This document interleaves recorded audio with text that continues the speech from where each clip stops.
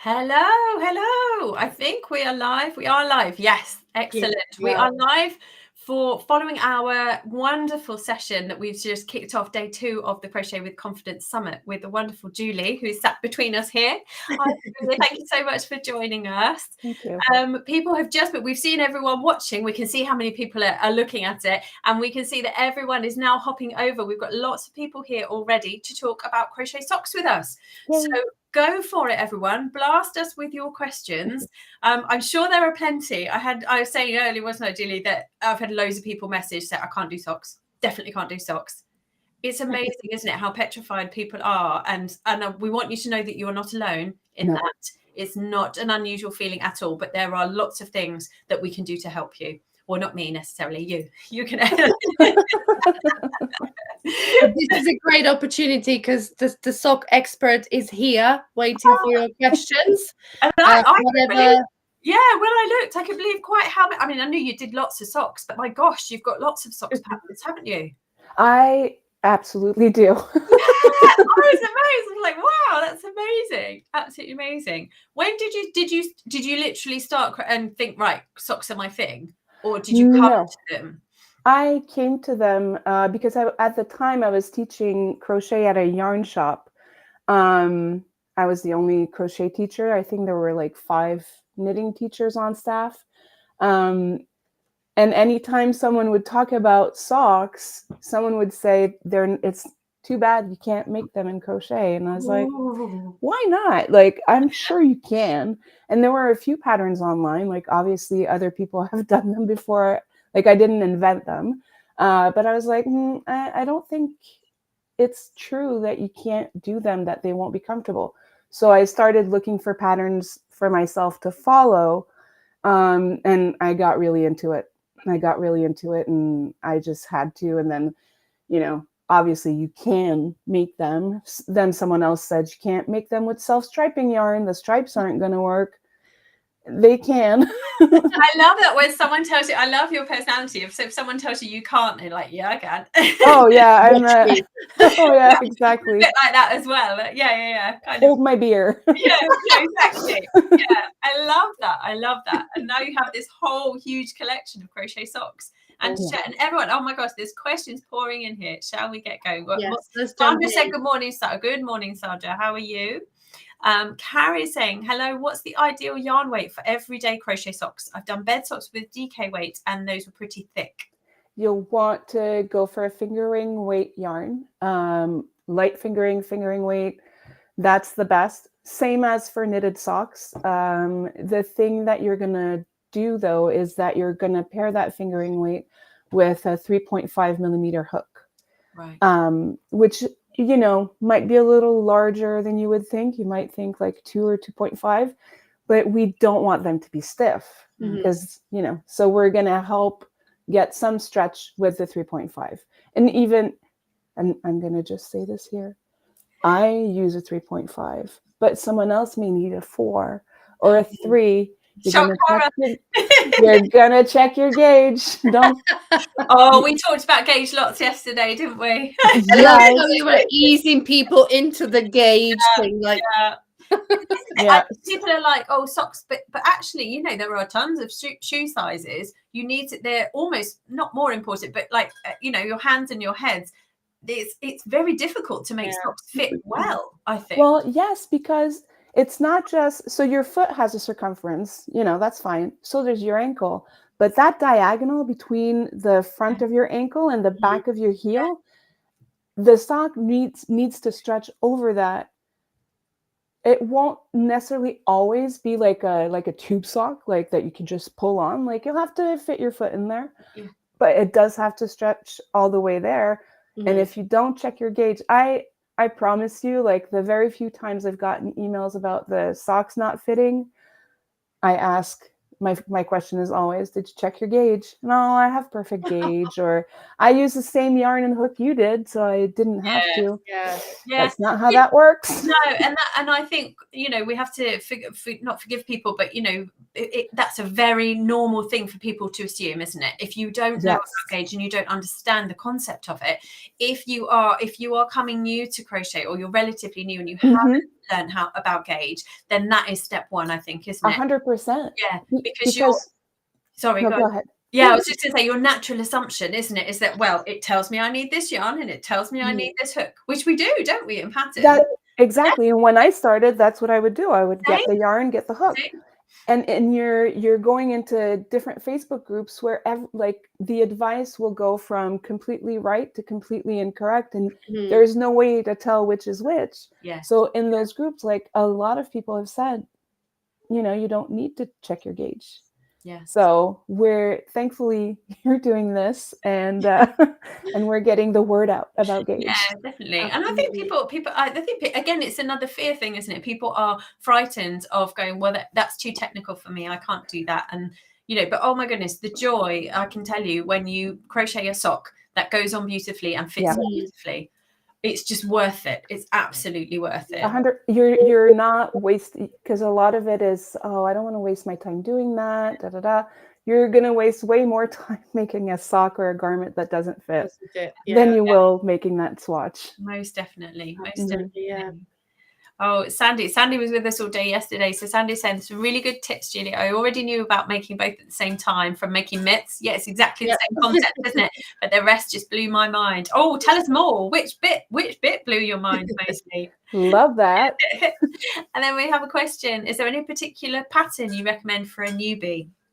So I am going to preach for my own choir and recommend my Bazik socks.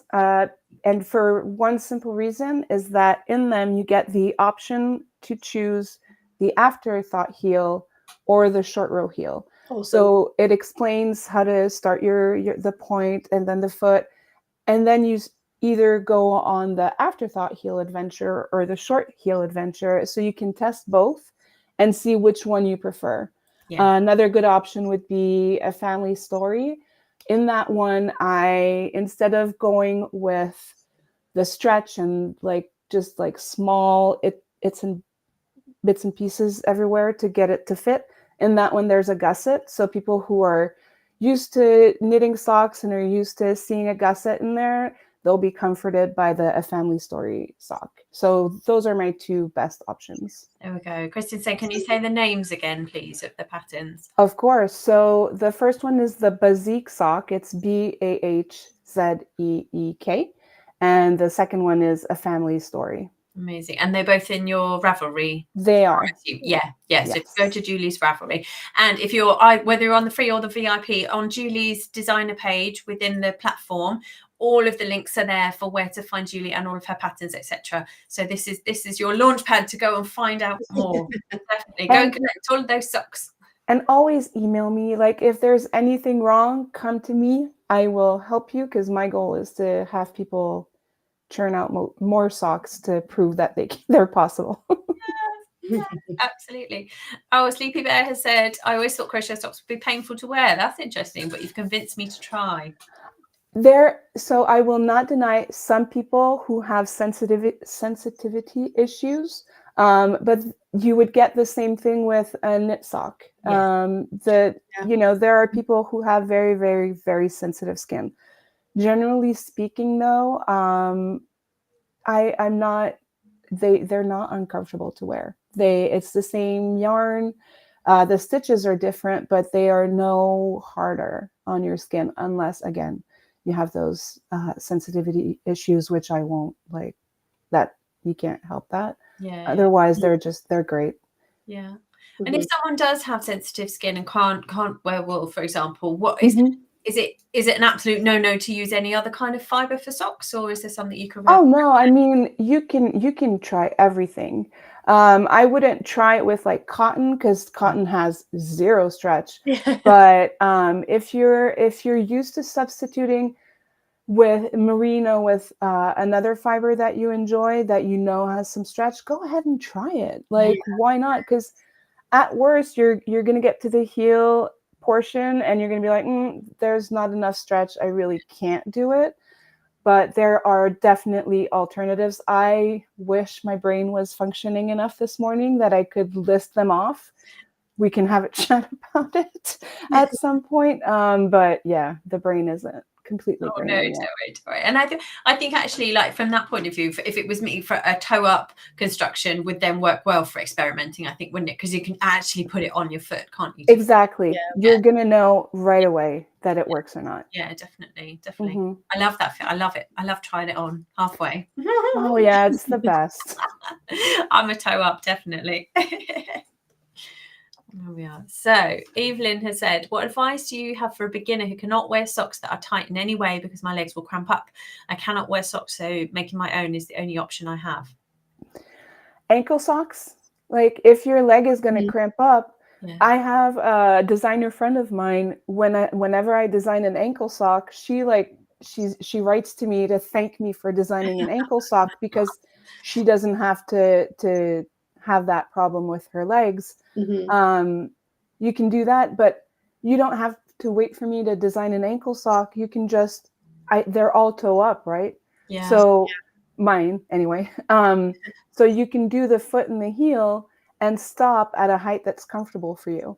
You can also, at that section, go way larger. Add like go up 1 or 2 hook sizes and make them much wider, so that you don't have that issue with your legs. So those would be like my 2 things. Like don't work them all the way up, stop at the ankle, or go up hook sizes to make them larger.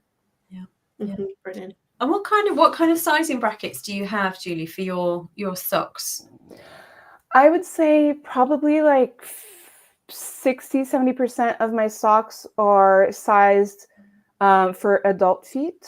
Yeah. And then I've got another bunch that have like from baby all the way to like a large man foot. Oh, wow. Yeah. So Spreadsheets on those, gosh. in those you might need more than the one skein. Yes. Yeah. Well, that's the other really amazing thing is that, although, you can treat yourself to fancy sock yarn, you don't need that much of it, do you? No. To make a pair of socks. You really don't. You don't. So we all know that crochet takes up a little bit more yarn than knitting does, but I am tall. I'm older now, so I'm getting shorter, but my feet are a size 10. I don't know what that is in the UK, but I have big feet because I'm 5'10". So, and I have never made a sock pattern where I didn't have. I always make them in my size, so that I know that they work, and then I get them tested. I have never ran out of yarn. There's always yarn left over, even for my big feet. So you're all good. Everyone's all good. Yeah. And the great thing about the construction is, like, if you really are close, you could always perhaps make the heel and the top cuff in a different color. Exactly. And you don't have to make them as long as, up to your knees. Just stop where you don't have any yarn left. It's great. Yeah, definitely. Love it. I think you're convincing everyone. Good. Mission accomplished. Carrie is saying, is there a plant-based yarn with nylon that we can use? That's something that I would need to look into. I'm sure there is. There are so many options out there. I'm sure that exists. And if you reach out to me after, I can definitely help you figure that out for sure. I think there must be a little suggestion in the comments there. If you look one up, there is a little suggestion there from everyone had some cotton nylon blend sock yarn. Oh, that's before, when I said that you can't do cotton, I didn't mean any cotton, because there are different kinds of cotton. I meant like the crafter cotton. Just that has no stretch. I just want to specify that. Yeah. And that's it. And actually, Sandy said that what her biggest takeaway from this is that you need to look for 10% nylon. Yeah. That's a minimum. You're gonna prefer 15 or 20. 10 is the absolute minimum, but that will, because the socks, if you make them and you wear them in your shoes, it's the same as a store-bought sock, right? The heel or the toe, like especially the bottom of the big toe, those wear out really easily as you wear them. With the nylon content, it makes it so that they wear out a lot less quickly. And if you choose like patterns with an afterthought heel, you can frog that heel and replace it with a new one. Yeah, Mhm. I love that then too. yeah. When I watched, I was like, yeah, of course you can. Yeah. Mhm. Yes. Yeah. Because that's the other thing, isn't it? I think it's really important for definitely for me as a designer to say to people, like, don't make things and then, but like, we want to be sustainable, don't we? That's the whole point of us making Yeah. it, Right. isn't it? Or one of the points, obviously the enjoyment of making it and the satisfaction of making it, but also so that you can be sustainable and you don't have to keep buying them from the shops and the market and everything. So yeah, if there's, but do you have to have a specific construction for that then? Are there any sock constructions that wouldn't work for? You would need, if you want to do it easily, you're going to want an afterthought heel. Yeah. Because that one, you just, the hole is ready for it. You frog the old heel and then you replace it with a new heel. You can mend socks. You can look for that on the internet, sock mending tips, because there are other ways to fill out just a hole, that where you're not like frogging the whole thing. You're just doing that with, it's like basically embroidery. Yeah. Where you're catching the edges of the hole, and then, well, it's a mix of embroidery and weaving because you're catching to make the I can't remember what the terms are, but the first like horizontal part, and then you weave through that vertically. Yes.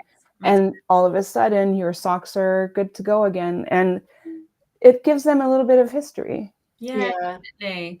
So I used to do that as a kid on store-bought socks. We had it was like a wooden mushroom. Exactly. A hole over the mushroom, and I used to go all the way around and then go that way and then weave them in that way. And I mean, it was probably the messiest thing, but it worked. The hole was no longer there. Not everything has to be like designer clothing. You can, and we're talking about socks now, but you can do that on jeans, on elbows of sweaters, like yeah. And this is the thing as well, like yes, the socks that we make, all of your sock designs are absolutely beautiful, and yes, they are to look good, but they're also functional. And I think we sometimes forget that, don't we? We're quite throwaway of, like, you know, you make hats, you make this, you make that, but actually they're functional pieces of clothing. Yeah, it's like hiding the good china for that once a year where you have like a really posh party. No, take it out all the time. Wear the handmade stuff all the time. Yeah, absolutely. I wear my crochet socks like in the evenings. This is like a really nice treat, just to I put my pajamas on and I put crochet. I've got a really nice soft pair. And I and I'm like, because I don't want to wear them out in shoes and make them smelly. That's the only thing. I want to ruin them with my smell. But well, on that note, caring for them and washing, like, should people be afraid of washing them? How should we care for our crochet socks? Well, because you're not going to be making them with any like untreated natural fiber, you don't have to worry. Like, it's going to have to be superwash merino or something like that, an alternative that's plant-based. So if it's not treated, it will felt as you wear them. So we don't want that. So if you're doing superwash merino, you can toss the socks in the washer. If it's a very intricate pattern, maybe not the machine, like maybe hand wash them the same way you would like for blocking a garment or something else. But if it's just a basic vanilla sock, toss that in the washer, dryer, and just like, you're good to go. And do you recommend using the sock blockers each time you wash the socks? Does that make a difference after you? No, I mean, no, I don't. The sock blockers to me are a way to take pictures. I wouldn't. So they're not essential. No. I mean, if you're making socks to gift them, for sure, like, you want them to look their best. But after that, you really don't need to. I would if it's a vanilla sock, you don't need, but if it's an intricate lace, then yes, you will want to shape them. It doesn't have to be a sock blocker. Don't go out there and spend your money on a sock blocker. You can lay the socks out on a flat surface, shape them, and you're good. Brilliant. Yeah. I love that. Because I've often seen that I haven't got a set of sock blockers, and I don't either. I'm not quite sure why. No, and the thing is, like, if you're getting sock blockers, and I see someone in the comments like sock blockers with like 2 question marks. Oh, I know. let's explain. What are sock blockers? There we go. Let's rewind. Right. So sock blockers are basically a foot out or a foot and leg outline that you will pull the socks on, and it's a shape. It's just a wire shape or a wooden shape, and you put the sock on and leave it to air dry. You don't need that. And then if you do decide to get them, you're going to need them for every size of sock that you're making. Oh, true. Yes. There is a company, it's called Katrinkles, where the sock blocker that she makes, it comes with all the sizes, and you have to like fit them in with grommets, you know, and just like a boot expander, you know, that's got the exactly the exact kind of thing. You don't need them. If you don't have the money for that, do not, just lay them flat, shape them, you're good to go. If you want to splurge, I mean, I'm not going to stop you. I like to treat myself too. Absolutely. Right, let's go back. I've gone down. Let's go back up. Sally is saying, I have big feet and I like feminine socks, but I can never see patterns for my size. Do you have one to recommend for me? My patterns all go up to a US man. Well, not all. Most of my patterns go up to a US man size 12 or 13. So there's no way your big feet don't fit in that. Because I have big feet too, and I need the socks to fit me. So very selfishly, they fit everyone else too.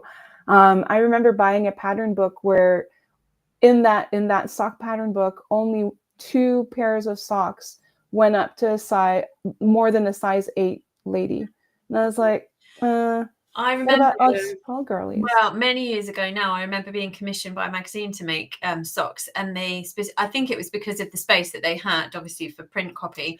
They were specifically told not to go above a UK size 8. They said do 2 sizes, 4 to 6 and 6 to 8, and that's all that they would print.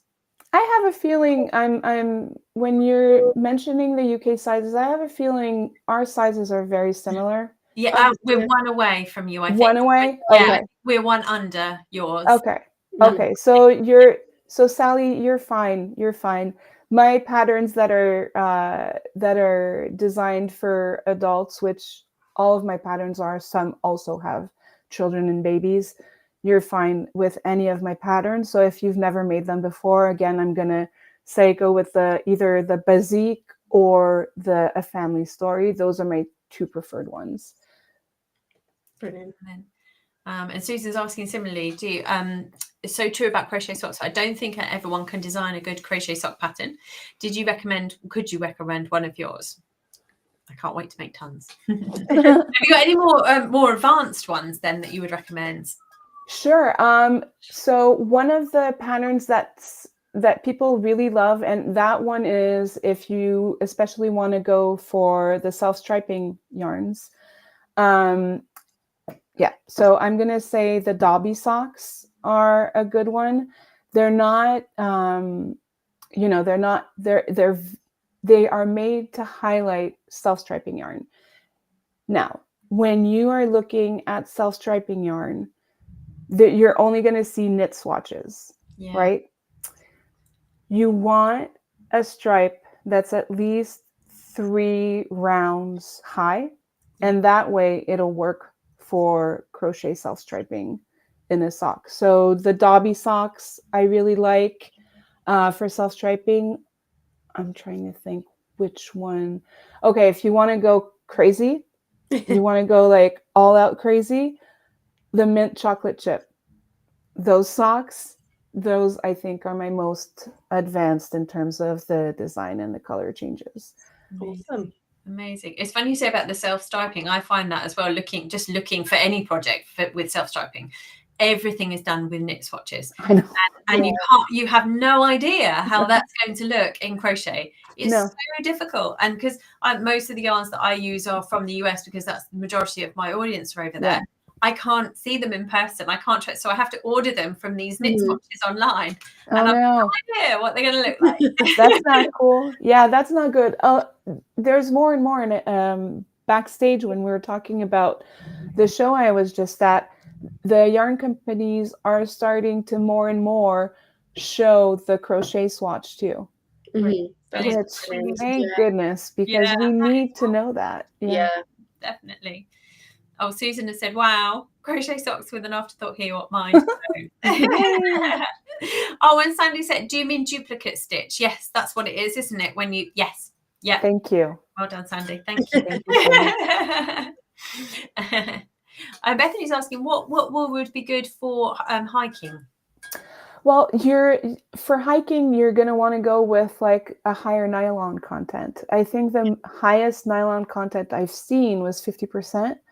That will be perfect. And you're going to, 50% nylon will make them super durable, very wearable in your hiking boots, and you're going to be good to go. If you can't find anything as high as 50, 25, also great. Excellent. And this, I've clicked the wrong button. Sorry, everyone. I can't get it now. Someone's asking, do you have a tutorial on sock repair? On sock repair, I do not. There we go. I've got it now. But if you look for the sock making, just Google the sock making ebook. You're going to fall on one that's, again, mostly for it's not mostly for knitters. It's for everyone, but all the examples are on knit socks. Oh, okay. Of course. But I should probably get it. Why do I not have that? You should. You should. I know. Today to start planning that.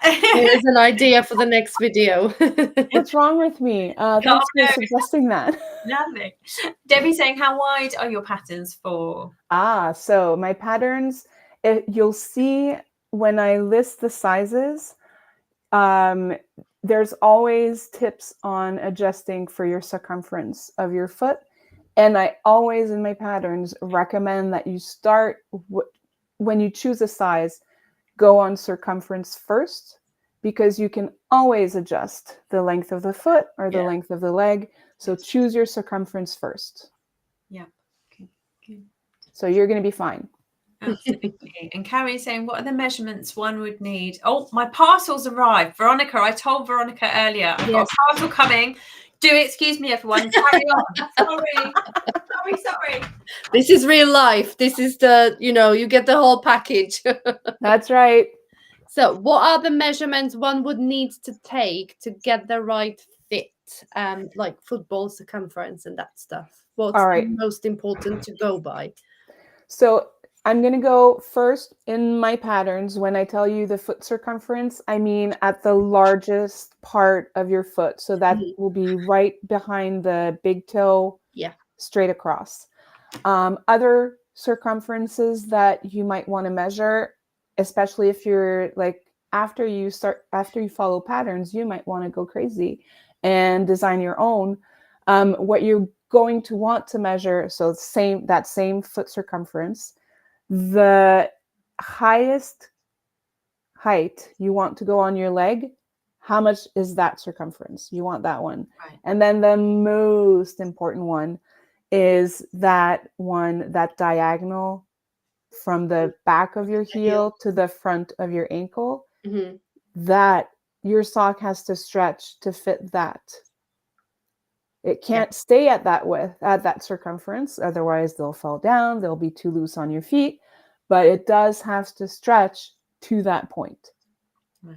So those are the three ones. Julie, what about, because my feet are significantly different sizes. Like for shoe, I always have to then go the shoe size. I'm a half size different, basically. Oh wow. Okay. What would I do? What size do I make? Do I go to the bigger size or to the smaller size for socks?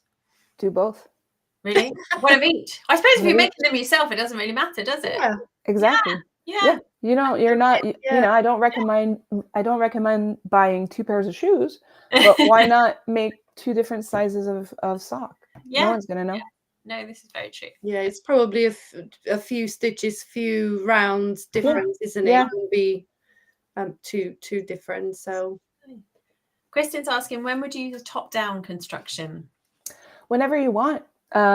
Once you're comfortable with crochet socks, once you've made like one pair, I mean one sock even, and you understand how they work, then go all out. Like you can do top down. There's another construction I've started doing, which is sideways. Oh yeah, I saw those. Yeah, that's a great idea. Mhm. Yeah, and that one, it accounts for the fact that crochet doesn't have a lot of horizontal stretch because you're making them sideways in rows. It's not the same. It's not, if you get your satisfaction from knitting or crocheting socks, that's not the same. Like you're not going to enjoy that. But if you're looking for something completely different, doing them sideways, you're just like, you're making something for the foot and then something for the leg. You seam all that, and then you go and do your heel and your point. Again, it's not a satisfactory sock knitting experience or crocheting experience, but it produces a sock. But you know, just once you're comfortable with the basic aspects of crochet socks, go crazy. I keep saying go crazy, but that's what I mean. I love this advice. Go crazy. Kristen saying, do you recommend using anti-slip adhesives? Okay, so if you're making house socks, like if you're making house socks with like 100% soft fiber, like merino, like Pima cotton or something like that, and you're making them to walk on hardwood floors, we have like steep stairs, probably, because I do not want to be responsible for an accident at your place. But you know, if you're walking around with store-bought socks and you're not falling down, there's no difference. You're going to be fine. You don't need that. I wonder whether they would get a little bit uncomfortable in a shoe because They would get a little dot of the adhesive on the bottom. So I would imagine you would feel them in the shoes. Yeah. Yes, that's why I'm talking about like if you're making them basically as slippers for inside your house, and your slippers all have anti-adhesive, or not anti, but anti-slip, then yes. But if they're to be worn in shoes, or if you don't have a problem with slipping in your house with your regular like store-bought socks, you really don't need that. Well, we've got another vote for sock repair. Would be most ready for socks, but slippers. You should definitely make a tutorial. I'm making a note. I am making a note. There we go. I'm here for this. April said, I've knitted socks before, but I'm excited to try crochet socks. Oh, yeah. And then Susan has said, sideways. Yeah. It's amazing the stuff you can do, hey? Yeah, the two sideways socks I have off the top of my head are the Blueberry Field and the Flanken, which is Flanken. Those are the two ones that are built sideways. I love these names, Blueberry Fields. Is it like color related, or how did you come up with these names? So Blueberry Field is color related. The yarn I used was from Katie and the Squid, and it just, you know, I needed that. Yeah. The Flanken socks, I was looking for an alternative way to say sideways, and Flanken means sideways in, I can't remember the language right now, but it works. It works. Excellent. This is an extremely good point, that in the VIP Power Pack, which everyone can purchase, even if you've done a free version, there's an awesome coupon for Julie's patterns. So go crazy, people. Go crazy. That's the motto. Go crazy. That's the motto for today. Yes. Absolutely. Bethany's asking, would a shoe sock pattern work with chunky yarn? Oh, to wear as slippers? Is that? I'm not sure I understand. Well, to wear in a shoe, or to wear as a shoe slipper? Oh no. I'm so sorry. No, that wouldn't work, especially because our stitches. So I'm gonna take 2 steps back, but you know how knitting stitches are just like into each other, and ours are around the spine or the post of the stitch. Chunky yarn will make that fabric so dense and so thick that unless you're talking about maybe rain boots, anything that's like a little bit fitted on your feet will sadly not work. They'll work as slippers. Yeah, slippers would be great, wouldn't it? And I've seen loads of really lovely slippers that work around like a flip-flop. 100%, yes, and stuff like that. I mean, go for it with that kind of idea, but not for comfortable socks to wear in shoes. No, they'll be way too thick. Yeah. Oh, yeah. Bethany was asking about full slippers. Yeah. So go for it Slippers, with slippers, yes, but not shoe socks. Yeah. So look for and if you're adventurous, there's nothing to stop you from taking a pattern that you like that's in a fingering weight yarn and sort of following it, but tweaking it to fit the gauge you're getting. You know, all gauge is, I don't know how they call it in the UK or in the US. Here they call it the rule of 3, where once you know how many stitches you have for 10 centimeters, you can figure out how many stitches you need, or how many how many stitches your chunky yarn needs to get to the sock gauge. That's something that you probably already talked about in the gauge course, but yeah, you can just adapt the patterns that you have to go with the yarn you have. That chunky yarn, it just won't be for inside a shoe. It'll be for a slipper. Absolutely. Awesome. We've almost run out of time. Oh my goodness. I know. It's so sad. But we have one question here from Kristen, saying, do you have any advice or patterns for diabetic socks? So in that case, you would need something that gives you compression.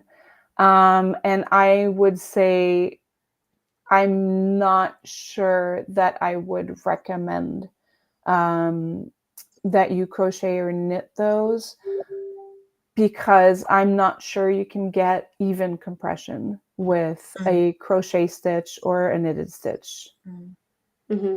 Yeah, I would say, the fabric is just too, it's too flexible, isn't it? Which is what you want it to be. Yeah, exactly. And as it stretches, it opens up the stitches, which then you're not getting the compression that you need. So I would veer away from that. Sorry. But you could have some, if you want to look nice, you could put some compression socks on first. This is what I used to work in a nursing home, and we used to do that. You'd put compression socks on first and then put nice, fluffy, comfy ones over the top. Yes. And they look really nice. And they're nice and comfy. Excellent. Yeah. Oh my goodness. How fast did that fly? I know. Oh, Julie, it's been so wonderful. Thank you so much for joining us. Thank you for having me. I'm so excited about this event. And thank you. And I think there's lots and lots of people here that are going to try socks now that have never tried before.